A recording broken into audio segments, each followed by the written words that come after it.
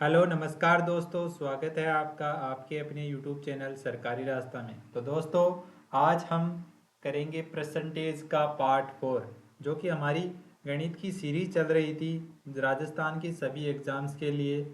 राजस्थान की जो भी एग्ज़ाम्स है जिनमें मैथ के पर्सन पूछे जाएंगे परसेंटेज से, उनके लिए ये महत्वपूर्ण होने वाली है। और इस सीरीज में हमारा ये चौथा दिन है, और इस दिन पर हम परसेंटेज का चौथा पार्ट पढ़ेंगे। और इस पार्ट में हम परसेंटेज के चौथा टाइप, परसेंटेज का जो चौथा टाइप है, टाइप नंबर 4 इसमें हम करेंगे। टाइप नंबर 4 इसमें करेंगे। ये हमारा टाइप रहेगा क्षेत्रफल, क्षेत्रफल और आयतन, और आयतन, आयतन में प्रतिशत परिवर्तन, आयतन में प्रतिशत परिवर्तन, परिवर्तन परिवर्तन से संबंधित रहेगा।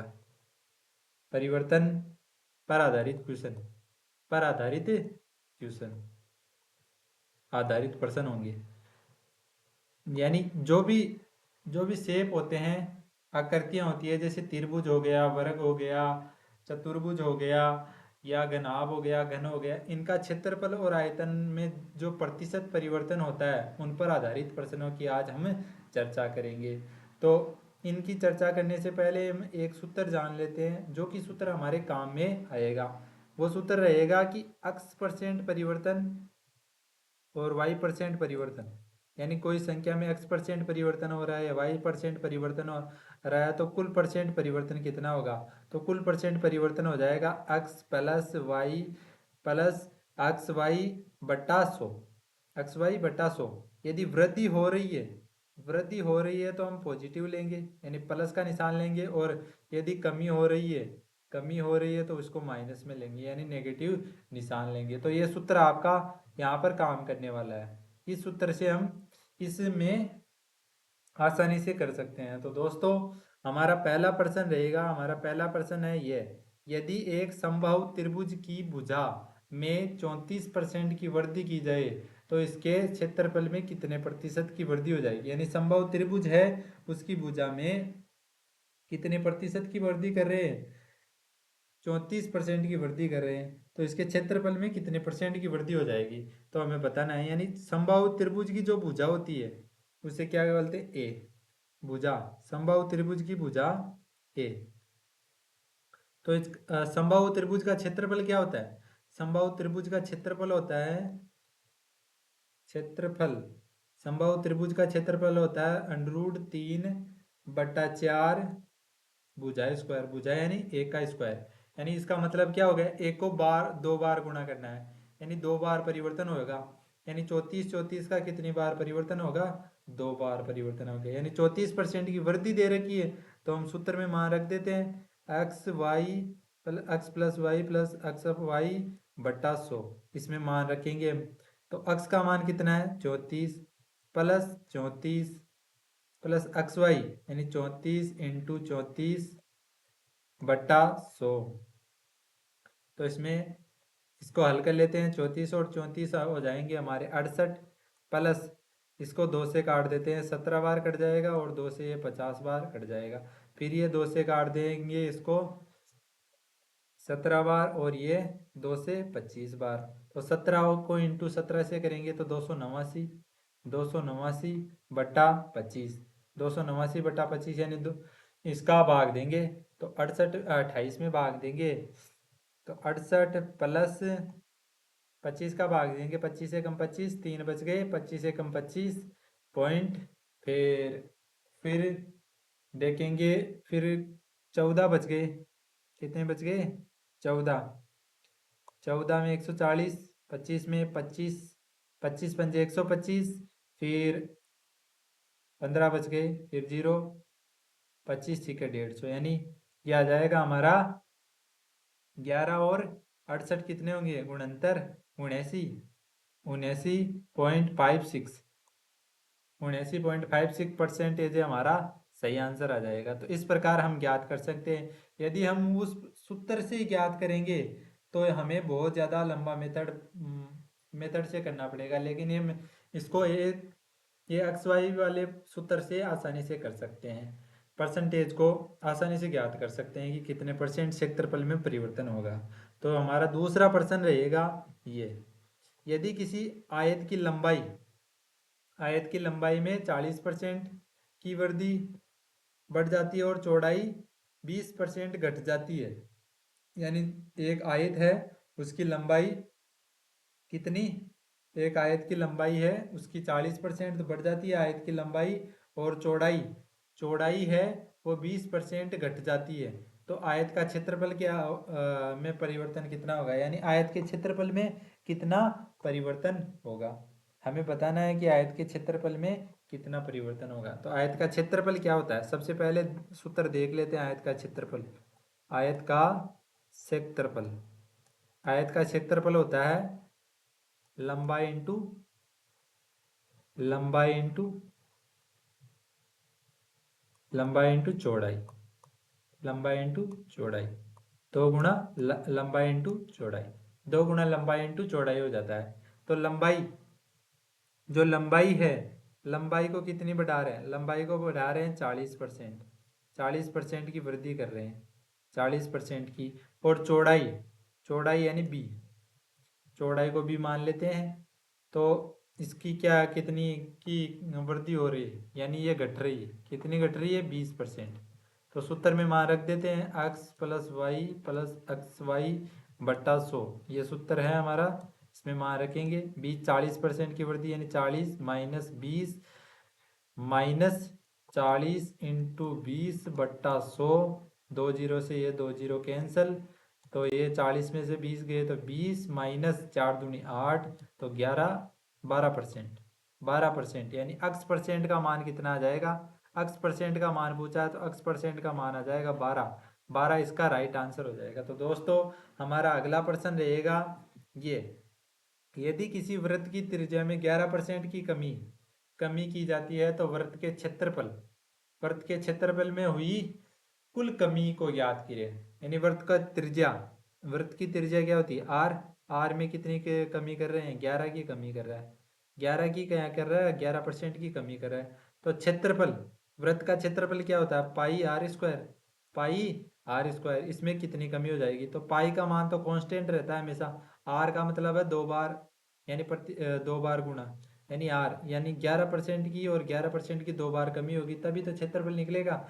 तो क्षेत्रफल निकालने के लिए हमें 11 की दो बार कमी करनी पड़ेगी, तो 11% माइनस 11% माइनस माइनस गुणा के प्लस 11 इंटू 11 बट्टा 100, तो 11 11 कितने हो जाएंगे, 11 11 22, प्लस जो 11 का 11 से गुणा करेंगे तो 121 बट्टा 100, 121 100 का भाग देंगे तो एक से एक संख्या जोड़ के पॉइंट लग जाएगा, तो ये हमारा आ जाएगा 20.79%, 20.79%।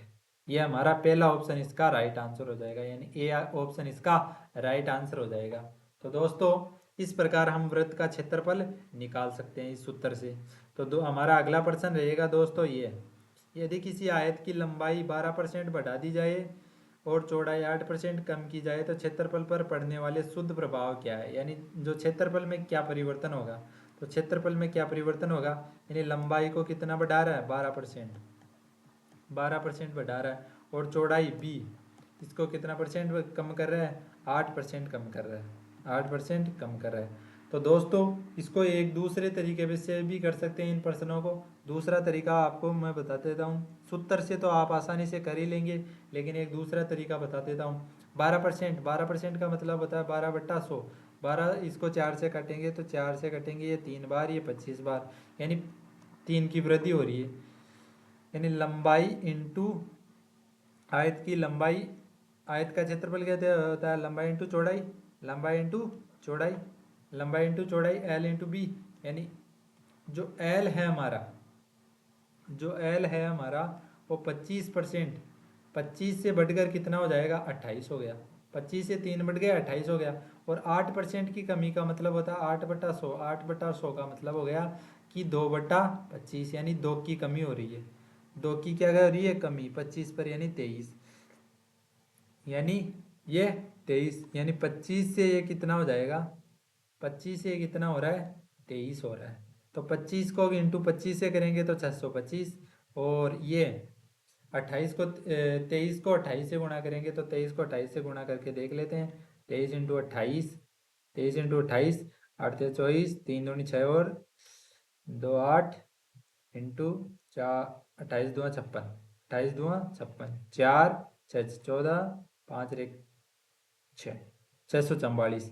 यानी ये पहले कितनी थी, 625 थी, बढ़ के कितनी हो गई, 644। कितनी बढ़ गई, 18 बढ़ गई, 18 बढ़ गई ना, 18 बढ़ गई या 19, 19 बढ़ गई, 19 बढ़ गई, 19 बढ़ गई किस पे बढ़ गई, 625 पे। इंटू परसेंटेज के लिए हम 100 से गुणा कर लेते हैं, परसेंटेज के लिए हम 100 से गुणा कर लेते हैं, परसेंटेज के लिए 100 से गुणा करते हैं।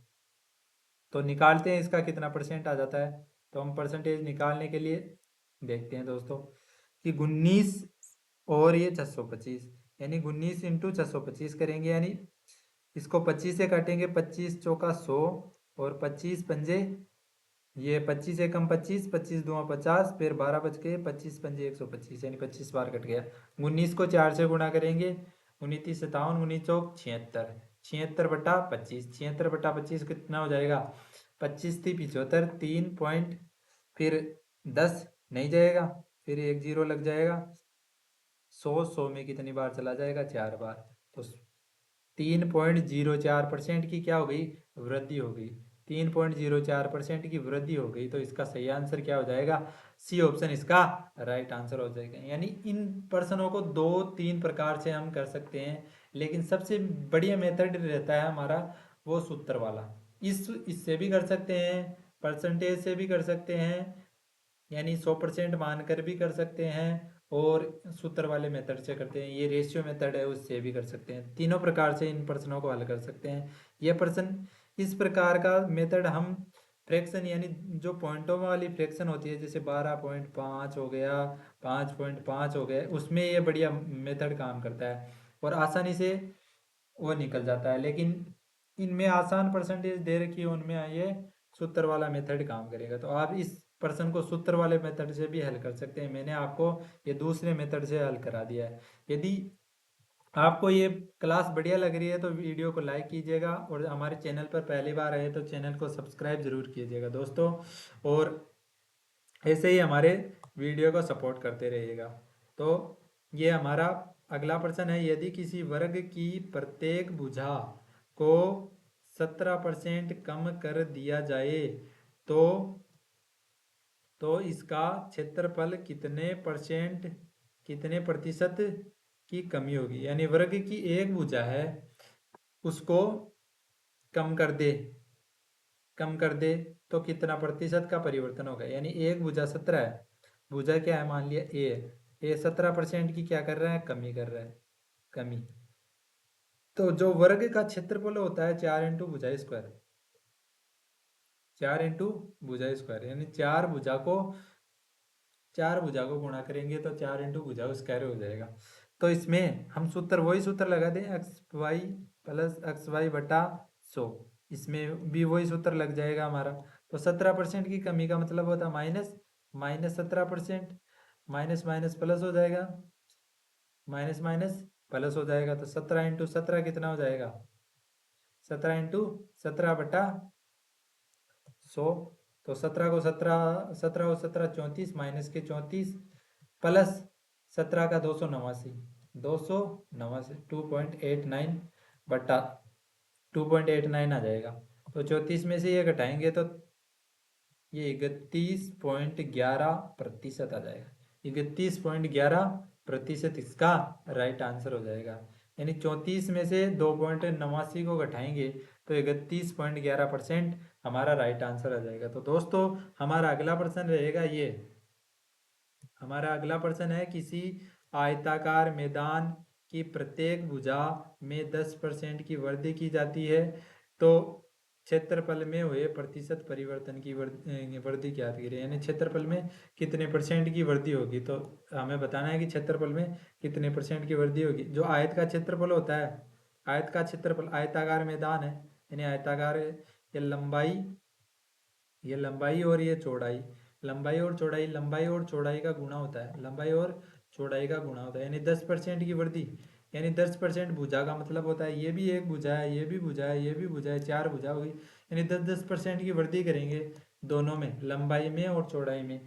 तो 10% की वृद्धि करेंगे तो x प्लस एक्स वाई बटा 100, x कितना है 10 प्लस 10 इंटू 10 बटा 100, तो 2 0 से 2 0 कैंसिल, तो 10 दूना 20 प्लस 1 यानी 21% की क्या हो जाएगी, वृद्धि हो जाएगी, यानी 21% की वृद्धि हो जाएगी।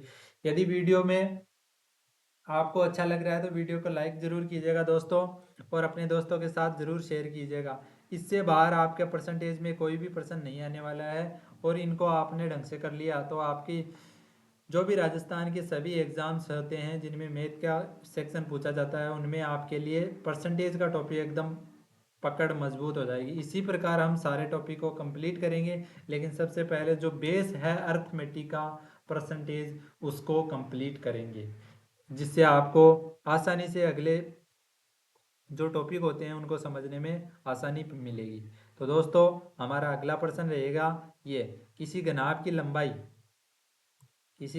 की लंबाई व चौड़ाई 10% की वृद्धि हुई और उसकी ऊंचाई में 10% की कमी हुई, तो घनाभ के आयतन में प्रतिशत परिवर्तन कितना है, यानी कितना प्रतिशत परिवर्तन हुआ है, यानी जो घनाभ है उसकी लंबाई और चौड़ाई में तो 10% की वृद्धि हो रही है और ऊंचाई में 10% की कमी हो रही है।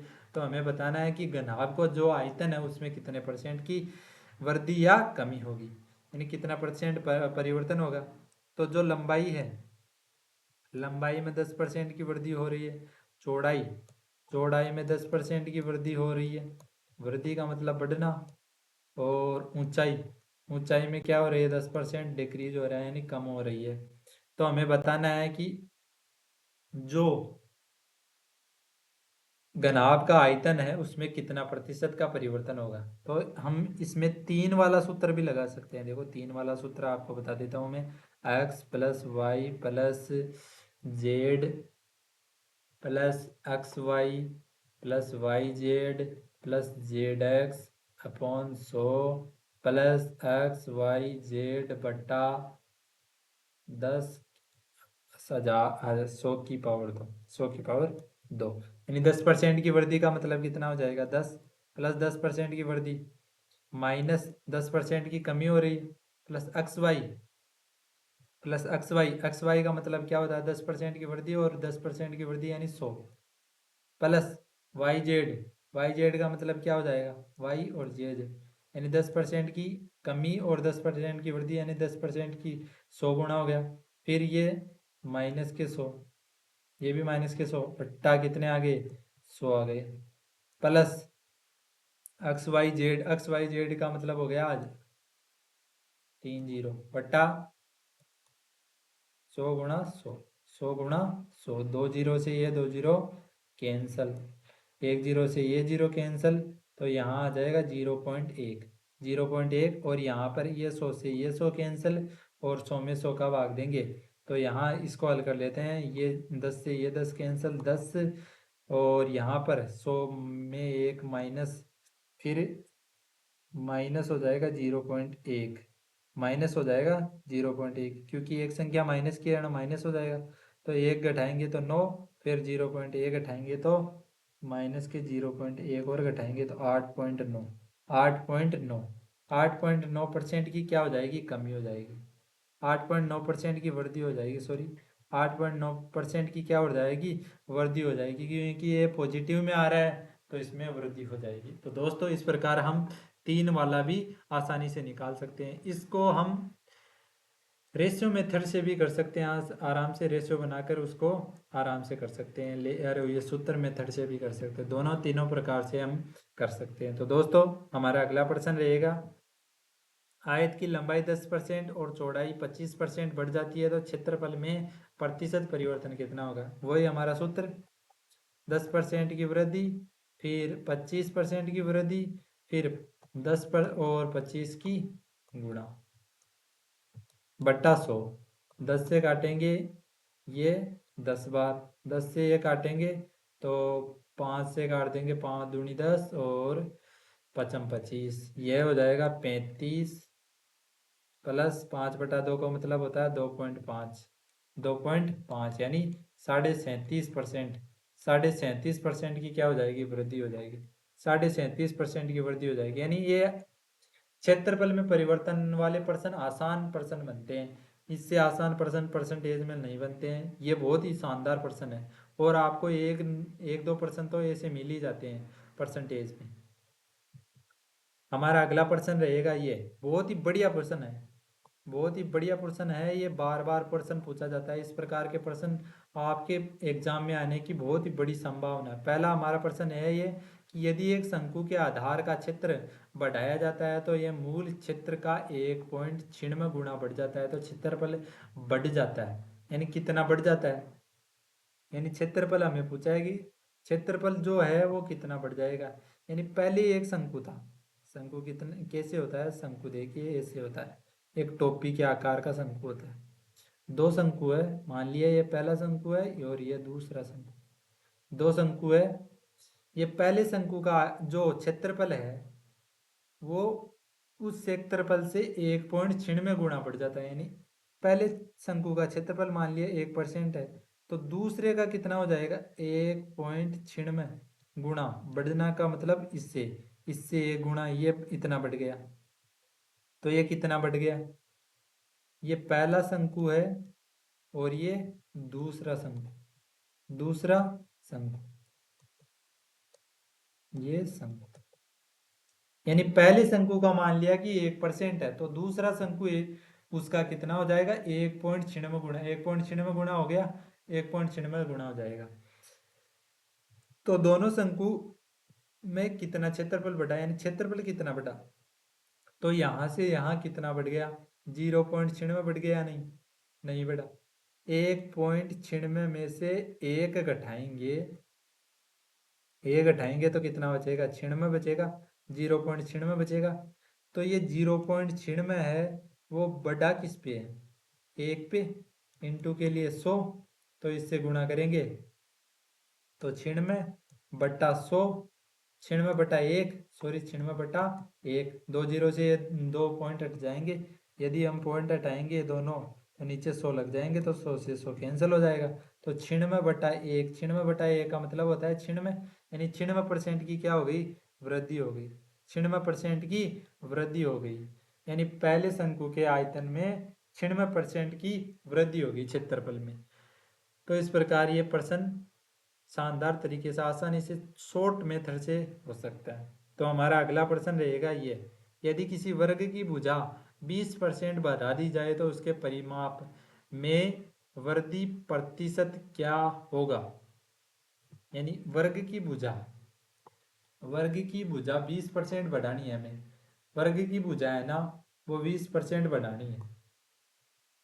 वर्ग की भुजा 20% बढ़ा दी जाए तो इसके परिमाप में कितना प्रतिशत परिवर्तन होगा, यानी परिमाप में कितना प्रतिशत परिवर्तन होगा।